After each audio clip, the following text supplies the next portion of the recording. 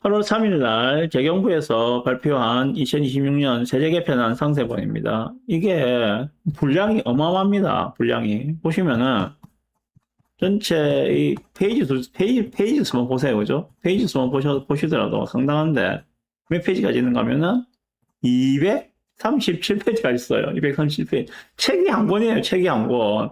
아니, 이걸 어째 다 봐요? 다 볼 수가 없잖아, 우리가. 그죠? 네, 그래서 우리는 필요한 부분만 봐야 되는데, 우리에게 필요한 거는 요겁니다. 공정 과세를 위한 조세 개혁 추진해가지고 부동산 세제 합리화. 예, 요 부분인데, 요게 지금 56페이지부터 시작해서, 이것도 양이 상당합니다. 56페이지부터 96페이지까지. 예, 약 40페이지의 분량이, 예, 요 안에 들어있습니다. 예. 이걸 다 보느냐? 예, 다 봐야죠. 예, 관심 있는 분들 다 보셨을 거예요. 저도 다 봤습니다. 예, 56페이지부터 쭉 봤는데, 예. 이걸 갖다가 이 자리에서 다 말씀드리려면은, 예, 또 한도 끝도 없겠죠. 일단 56페이지 띄워놓고 봅시다. 56페이지. 예, 이 부분이죠. 그죠? 자, 타이틀에서 보시다시피, 공정과세를 위한 조세 개혁을 추진한다라고 하고 있습니다. 공정개혁을 위한 조세 개혁을 추진한다. 그 밑에 부제가 뭔가 하면은 부동산 세제의 합리화다라고 나와 있습니다. 저 무슨 말이냐 그러면은 현재의 부동산 세제가 불합리하기 때문에 현재의 부동산 세제가 불합리하기 때문에 합리적으로 개선을 해서 공정과세를 실현하겠다. 이 이야기를 하고 있는 거죠. 예. 그럼 현재 부동산 세제가 어떤 부분이 불합리한가? 예. 거기에 따른 이제 대안들, 개선안들이 나와 있는 요 내용들입니다. 많은 분들이 잘 아시겠지만은, 그 83 부동산 83 세제 개편 합시다. 83 세제 개편에, 특히 부동산 세제 개편의 출발점은 이재명 현재 대통령의 워딩 두 마디가 시작이 되지 않았는가라고 생각합니다. 무슨 이야기에서느냐, 대통령이.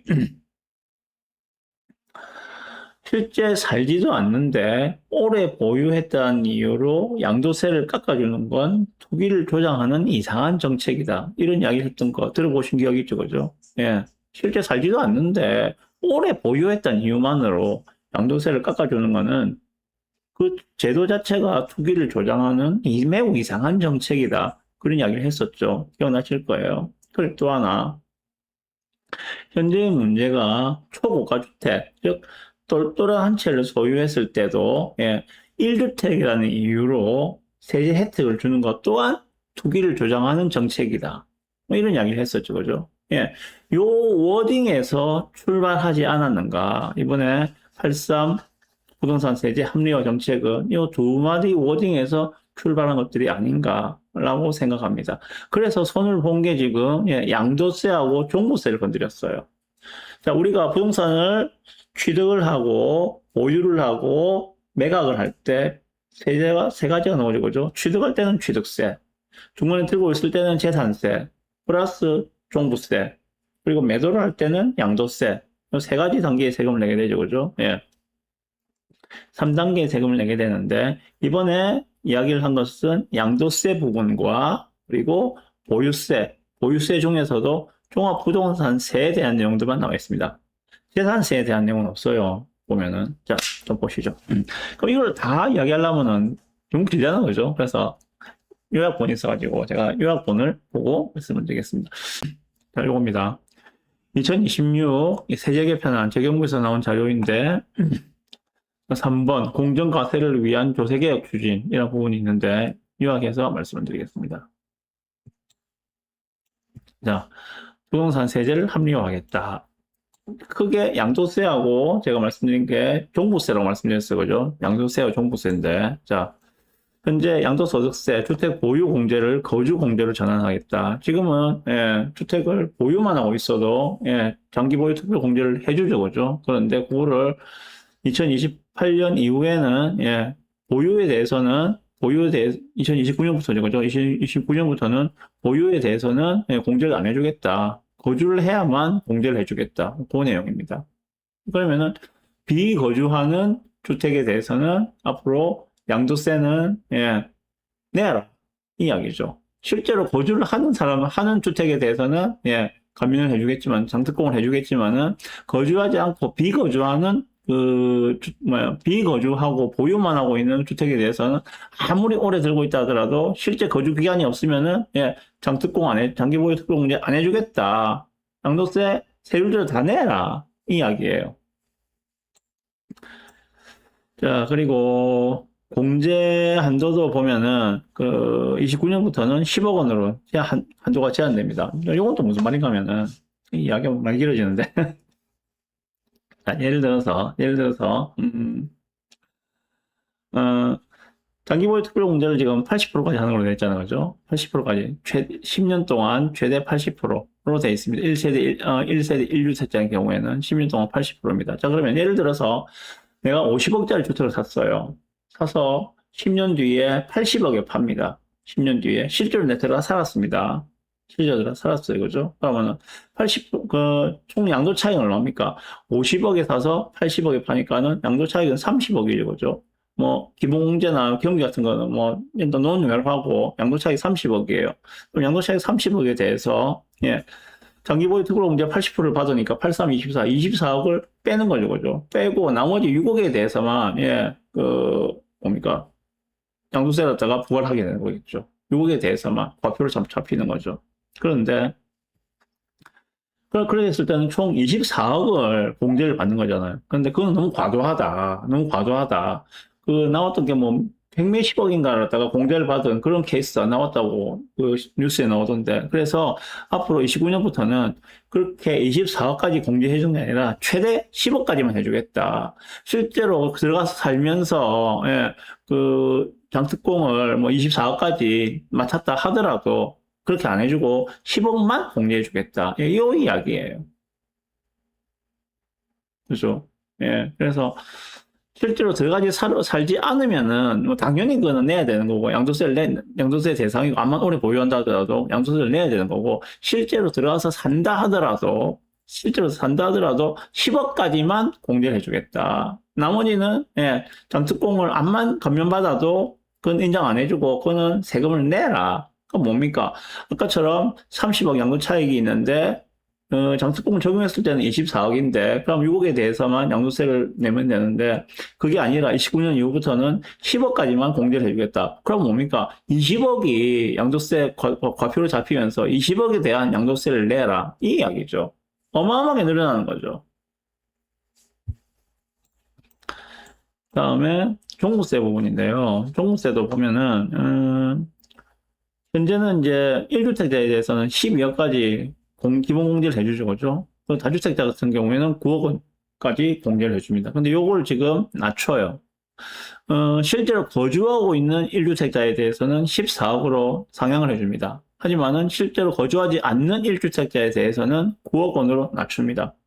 그리고 다주택자, 2주택 이상인 경우에는, 예, 이렇게 뭐 복잡한 수식이 있는데, 이런 복잡한 수식이 있는데, 9억보다는 많이 낮아져요. 4억과 9억의 그 사이 어디쯤에 예, 나올 겁니다. 이건 개개인에 따라 다 다르거든요.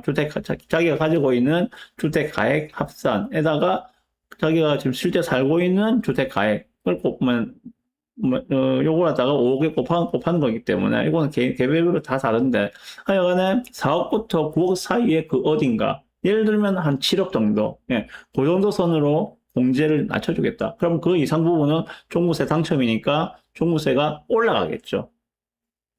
결국 비거주하고 있는 1주택자 그리고 다주택자는 원래부터 타겟이었는데 이번에 이걸 통해서 종부세를 좀 더 내세요 라는 이야기입니다. 종부세 공정시장 가액 비율도 예, 지금 올리는 걸로 되어 있습니다. 현재는 60%인데 이게 70%, 80%까지 올라가는 걸로 되어 있습니다. 다주택자에 대해서는. 그런데 1주택자고 지방 1주택, 2주택자인 경우에는 70%까지 올리는 걸로 되어 있습니다. 28년 이후에도 이 상태로 가겠다는 하는데 모르죠. 뭐 또 어떻게 될지 이거는. 다음에 종부세 부분인데요. 또 주택 수 기준에서 주택 가액 기준으로 세율 체계를 적용하겠다라고 하고 있는데, 자, 종부세 과세 표준을 아까 12억, 지금 공제가 12억 있잖아요. 그죠? 12억. 요걸 기준으로 봤을 때 12억, 실거주하는 1주택 기준으로 봤을 때 그걸 12억입니다. 그죠? 그까지는 공제하고, 그게 넘어가는 구간에 대해서는 이제 종부세를 과세를 하는데, 과세 표준이 3억 원인 경우다. 그러면 실제로 이건 얼마짜리냐? 대략 한 20억 정도. 20억? 예, 20억 정도 되는 주택입니다. 얘는요. 20억 정도 되는. 그러니까 내가 뭐 집이 뭐 5억짜리가 4개가 있다. 그럼 20억이죠. 그죠? 예, 그런 경우에는, 예, 현행처럼 0.5% 지금 종부세가 아마 부과가 될 거예요. 그게 과세 표준 3억 원 아니거든요. 12억 공제하고, 예. 간단하게 말씀드리면은 20억짜리가 예를 들어서 현재 매매되는 거래되는 게 20억짜리면은 그 20, 6, 22 너무 작은데 한 25억 정도 돼야 돼요. 예, 요 정도면 25억 정도 돼야 됩니다. 25억 정도. 그러면은 실제로 과표로 잡히는 거는 앞에서 보셨던 공정시장 가격 비율을 60%를 적용했을 때 한 17억 정도가 나올 거예요. 17억 정도. 예. 그게 이 정도에 해당할 겁니다. 그러면은 요거는 0.5%를 내야 되거든요. 어쨌거나 요건 지금 25억, 뭐 한 35억, 45억 그 정도로 지금 매매되는 시세라고 보시면 됩니다. 자, 그러면은 실제로 지금 한 25억 정도 총 주택 가격이 25억 정도 되는 사람은 뭐 별반 변동이 없어요. 별 변동이 없습니다. 그러고 한 35억 정도 되는 그런 분들도 예, 1주택이든 2주택이든 다주택이든 예, 종부세는 크게 변동이 없어요. 그 다음부터가 문제입니다. 그 다음부터가 여기서부터는 이제 한 45억 정도 올라가거든요. 45억 정도 되는 그 정도 주택 가격을 가지고 있는 분들은 예, 세율이 조금 올라갑니다. 한 30% 정도 올라가는 걸로 되어 있죠, 그죠? 그 위에는 더 문제입니다. 지금 25억 정도라면은 과표 기준 25억 정도면은 한 60억 정도 되는 주택이거든요. 60억 정도 되는 주택을 1주택을 가지고 있는 분은 예, 1.3%를 좀 현재는 내고 있는데 28년 이후에는 2% 정도로 거의 2배 가까이 예, 종부세가 늘어나게 됩니다. 그 위에는 말할 것도 없고요. 그 위에는 거의 2배 이상씩 다 뛰어요. 이렇게 지금 종부세를 강화했다. 고가주택, 초고가주택에 대해서 종부세를 거의 2배로 때렸다. 29년 이후부터는. 고래 보시면 될 것 같아요. 그리고, 뭐, 요거는 특별한 내용 없습니다. 요건 특별한 내용이 없고, 종부세 세분한 상한도 직전 연도에는 150%에서 이번에는 200%가, 이게 무슨 말인가 하면은, 작년에 내가 종부세를 1,000만 원 냈습니다. 그러면은, 올해는, 지금 현행 제도로는 1,500만 원을 넘지 않게 돼 있어요. 그런데 이걸 바꿔가지고, 아니야, 2천만 원까지 내세요. 만약, 뭐, 그 구간에 해당한다면, 이렇게 좀 더 확장을 했습니다. 더 내란 이야기죠. 예. 그리고, 뭐, 밑에 습변호과, 요거 하나 보셔야 되는데, 자, 양도세에서 다주택자가 조정지역의 주택을 매도를 할 때, 자, 이주택자가 현재 제가 부산에 집이 하나 있고 서울에 집이 하나 있어요. 서울에 있는 집을 갖다가 먼저 매도를 할 경우가 생겼습니다. 서울에 집을 매도를 하려면은 기본 세율, 양도 차익에 따라 다르죠, 그죠? 6에서 45% 사이인데 거기에다가 20%를 중과세를 더 때리죠. 그럼 예를 들어서 내가 양도 차익이 한 10억이 났다. 10억이 났다. 그럼 45% 구간이에요. 45% 구간인데 거기에다 20%를 더해요. 총 65%를 양도세를 맞는 겁니다. 현재는 그래요. 2주택인 경우에. 3주택은 다 하죠. 3주택인 경우에는. 내가 부산에 집이 한 채 있고 창원에 한 채 있고 서울에 한 채 있는데 서울이 조정지역이니까 서울에 있는 집을 파는 경우에는 마찬가지로 10억의 양도차익이 났다 하더라도 45%, 30%를 더하면은, 예, 75%. 거기에 지방세 10% 더하면 82.5%의 양도세를 내야 됩니다. 10억이, 예, 양도차익이 생겼다 하더라도 8억을 정부에 내야 되고, 내 손을 쥐는 건 2억이에요. 10억의 양도차익이 있어도. 예, 이게 현행인데, 요거를 바꾸겠다는 겁니다. 어떻게? 예, 좀 줄여주겠답니다. 기본 세율에다가 20%가 아니라 5%만 더한다. 28년도에는 10%만 더한다. 29년부터는 짜 없다. 그냥 20%다 더하겠다. 요 이야기하고 있습니다. 그래서 조금이라도 예, 세금을 덜 내려면은 다주택자 같은 경우에는 예, 내년에 파는 게 그나마 유리할 거야. 이 이야기죠. 내년에 파는 게 그나마 기본 세율의 5% 정도만 더하니까 그 정도는 감수할 수 있잖아. 그렇게 뭐 내년에까지 팔아. 요 이야기하고 있는 거죠. 자, 보시면은 27년도까지 매도를 하게 되면은 혜택을 제법 주는 거죠, 그죠? 28년까지도 혜택을 주는 편입니다. 29년부터는 짜 없다.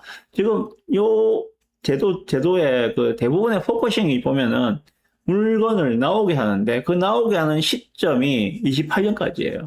28년까지 매도를 하면은 혜택을 주겠어. 하지만 그 뒤에는 혜택이고 뭐가 없어. 짜 없으니까 물건을 팔 거면은 28년까지는 파세요. 이 이야기하고 있는 거예요. 자, 여기까지만 보시면 되는데 여기에 대해서 의견을 조금 말씀드려 보겠습니다.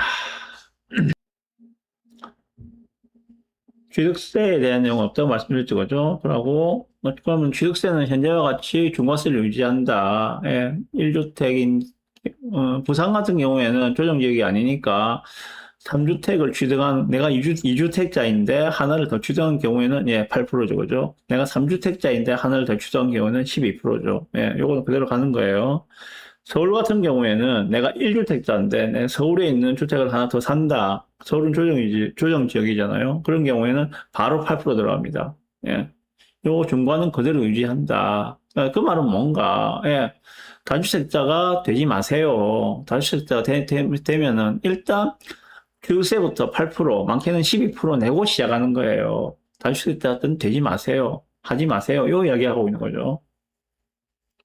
다음에 보유세 부분인데, 보유세는 보셨다시피 지금 종부세에 대한 내용들이 상당히 많습니다. 대부분이 뭐 종부세 내용이에요. 지금 여기서 이야기하고 있는 거는 종부세는 공제 한도를 줄여서 과표를 넓히고 있어요. 세율을 올렸어요. 공정시장 가액 비율을 올렸어요. 이러한 방식으로 예, 종부세를 올렸습니다. 종부세 올렸습니다. 자, 그런데 적용 시점은 27년도부터 적용입니다. 종부세는 항상 12월 달에 나오잖아요. 그죠? 그러면 올해 종부세는 해당 사항이 없죠. 자, 내년도 종부세는 내년도 27년도 12월 달에 나올 거예요. 12월 15일부터가 아마 납부 되는 걸로 알고 있는데. 자, 그러면은 종부세를 낼 때 당첨되는 타이밍은 언제인가? 예. 27년도 6월 1일자로 예, 집을 가지고 있는 사람에 한해서 종부세 당첨이에요. 자, 그러면은 만약에 예를 들어서 내가 종부세를 피하고 싶다면은, 예, 내년도 6월 1일 전에 집 팔면 돼요. 예, 예를 들어서 두 개를 들고 있는데, 하나 처리해버리면은, 예, 종부세 해당 안 되게 가격을, 내가 전체 보유하고 있는 주택 가격을 낮출 수 있다면은, 팔아버리면은 종부세는 당첨되지 않습니다. 말도 아니죠, 그죠, 그거는. 음, 전체적으로 2주택 이상 다주택자에 대한 종부세 강화되었습니다. 초고가주택 1주택자에 대해서는 종부세 거의 2배 이상으로 뛰게 됩니다. 그리고 비거주 1주택자에 대해서도 종부세 공제를 줄여서 20억이 넘어가면은 종부세 폭탄으로 날아오게 됩니다. 예, 제법 셀 겁니다. 많이 아플 거예요, 맞으면은. 양도세 부분입니다. 양도세 부분은 아까 보셨던 요거 다주택자 양도세 중과를 한시적으로 줄여주겠다라고 이야기하고 있습니다. 그죠? 예. 그리고 장기보유 특별 공제 부분도 손을 대가지고 뭐 거주하지 않고 보유만 한 주택은 혜택을 배제한다. 뭐 이런 이야기가 계속 나오고 있고요. 전체적으로 지금 이번에 세제 개편에서 전체적으로 드는 생각이 어떤 건가 하면은 타겟이 이전에 문재인 정부 때는 타겟이 다주택자였죠, 그죠? 그런데 이번 이재명 정부에서는 타겟이 예, 초고가 주택 1주택자 그리고 비거주 1주택자로 대상이 확대되었다. 다주택자는 물론 지금 계속 때려잡고 있는 중이고, 예, 때려잡고 있는 중이고 거의 뭐 이제 숨이 깔딱깔딱 넘어갈 건데 다주택자들은 거의 다 이제 뭐 없어졌잖아요. 다주택자들이 많이 없어졌는데 그럼에도 불구하고 아직까지 숨이 붙어 있는 다주택자들은 예, 마지막으로 지금 일격을 가하고 있는 중이라 생각하시면 되고 대상이 더 넓어졌어요. 이전에는 1주택자는 안 건드렸는데 이제는 초고가 45억 이상의 초고가 주택을 보유하고 있는 1주택자는 예, 종부세를 많이 강화하겠다. 는 이야기. 그리고 양도 차익이 많이 나는 경우에, 많이 나면은, 이전에는 뭐 장기보유 특별 공제를 통해 가지고 많이 감면이 되는데, 이제는 그렇게 안 해주겠다. 29년부터는 10억까지만 공제해주고, 나머지는 다 양도세를 때리겠다. 타겟이 초고가 1주택자, 비거주 1주택자까지 확대가 되었다.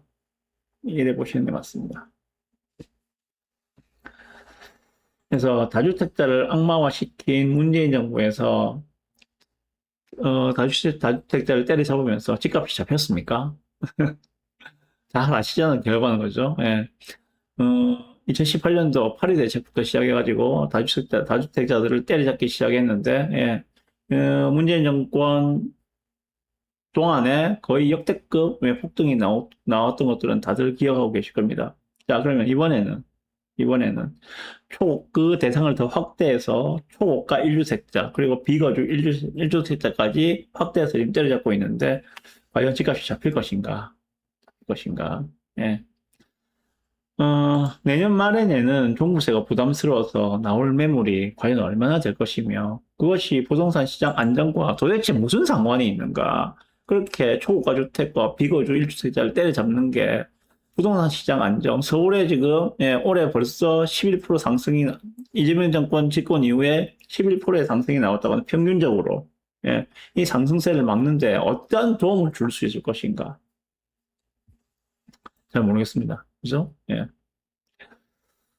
아, 그리고 또 하나 드는 생각이 그런 거예요. 예. 음, 가장 큰 문제가 지금 서울 인구의 절반이 무주택자, 전월세 임차인인데 이에 대한 대책이 전혀 없다. 는 내용들이 좀 더 큰 문제가 아닌가 생각합니다.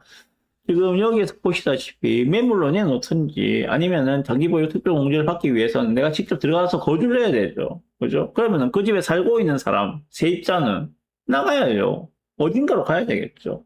이에 대한 대책이 전혀 없다.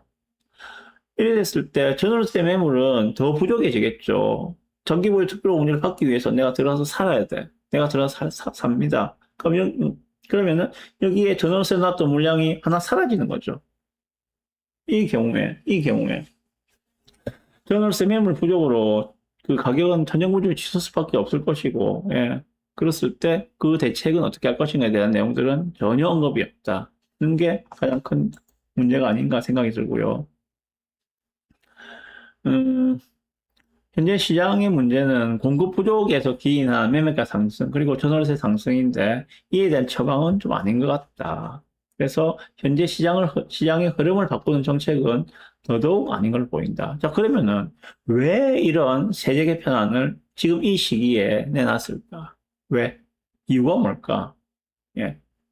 일단 똘똘한 한 채 집중되는 현상을 좀 막아보자. 45억 이상 초고가 주택에 몰리는 수요를 세금으로 눌러보겠다. 45억 이상 초고가 주택을 누르면은 그게 부담스러워서, 예, 매도한 사람이 나오겠죠. 그러다 보면은 가격이 떨어질 수 있다. 이런 거 노리는 게 아닌가. 그래서 봐라. 우리 정부에서 서울 똘똘한 한 채 가격 상승을 잡았다. 주택시장은 이제 안정되고 있다는 시그널이다. 좀 더 기다려봐라. 요렇게 말을 하려고 하는 게 아닐까. 그리고 돈 많고 부모 잘 만나서 초고가 주택으로 초고가 주택으로, 예, 불로소득을 얻는 그런 사람들에게 이제 세금 폭탄을 때릴 것이다. 예, 보고 있는 다른 분들, 예, 속이 시원하지 않느냐, 뭐 이런 이야기 하고 싶은 게 아닌가. 뭐 설마 그게 목적이겠습니까만은, 예, 또 그런 뉘앙스가 느껴지는 게 사실입니다. 네, 그래요. 어, 어떤 결과가 나올지는, 예, 올해 말 돼 보면 알겠죠. 어떤 정책이 나오고 이제 그게 시행이 되면서 올해 말 내년 정도 지나가 보면은 세금 강화 정책이 어떤 결과를 낳게 되는지 좀 지켜보실 필요가 있지 않겠는가라고 생각합니다. 이러나 저러나 역사적으로 우리가 봤을 때 알 수 있는 내용은 세금을 강화해서는 당장에는 거래를 주춤하게 만들 수는 있지만, 거래 절벽으로 가게 할 수는 있지만은 그것이 결코, 예, 집값을 하락시키지는 못하더라. 는 것을 우리는 알고 있습니다. 이번에는 어떠한 결과가 나올지 좀 지켜보시죠. 이번에는 다를 거야. 뭐 다를 수도 있겠죠. 모르겠습니다. 저는 거기에 대해서는. 자, 마지막입니다. 자, 부산은 그러면은, 부산은, 예. 주택 가격 45억 넘어가는 주택 보유자는, 예, 종부세 부담이 증가합니다. 예, 앞에서 말씀드렸다시피, LCT 70평 가지고 계시는 분들은, 예, 종부세 부담이 이제 매우 커진다고 보셔야 됩니다. 그리고 2주택자 같은 경우에도, 예, 현재 종부세를 내고 있는 이주택자 같은 경우에도 종부세 부담이 커질 겁니다. 예를 들어서 내가 작년에 종부세를 뭐 300만 원을 냈다. 그러면 내년에는 그거보다는 좀 더 많은 종부세를 낸다고 생각을 하시는 게 아마 맞을 거예요. 조금은 더 올라갈 겁니다. 왜? 그 공개 기준을 낮췄기 때문에 다주택자에 대해서는. 이전엔 9억이었는데 그게 한 7억 뭐 정도로 낮아지면은 2억이 더 과표로 잡히기 때문에 종부세가 조금 더 늘어날 거예요. 하지만은 그게 예를 들어 내가 뭐 300만 원을 뭐 작년에 종부세를 냈는데 내후년 내년 말이죠, 그죠? 내년 말에는 뭐 내가 내 300만 원 내는 종부세를 뭐 1000만 원을 낸다, 1500만 원을 낸다. 그런 수준까지는 아니란 거죠. 그런 수준은 아닐 것이다. 어쨌거나 좀 더 올라는 갈 것이다. 물어보셔야 될 것 같고. 그렇지 않은 분들에게는 이제 그 외의 분들에게는 전혀 뭐 아무 적용되는 게 없어요. 아무 적용이 없습니다. 그래서 동요하지 마시고 가던 길 계속 가시면 됩니다. 가던 길 가시면 되고. 자, 그리고 또 하나 포인트가 뭔가 하면 틈새를 찾아야 되잖아, 우리는. 그죠? 틈새를 어디서 찾을 수 있는가. 자, 종부세를 지금 많이 건드려 놨는데 종부세는 주택에 대해서 부과하는 세금입니다. 그러면 주택이 아닌 게 뭐가 있는데, 뭐 상가도 주택 아니죠, 그죠? 그런데 우리가 일반적으로 볼 수 있는 주택이었다가 주택이 아닌 걸로 바뀌는 게 있죠. 뭡니까? 재개발 물건 중에서 관리처분인가 이후의 물건입니다. 관리처분인가가 딱 나면은 그때부터는 얘는 주택이 아니고 신분이 조합원 입주권으로 됩니다. 관리처분인가가 나면은 종부세 대상에 해당하지가 않습니다.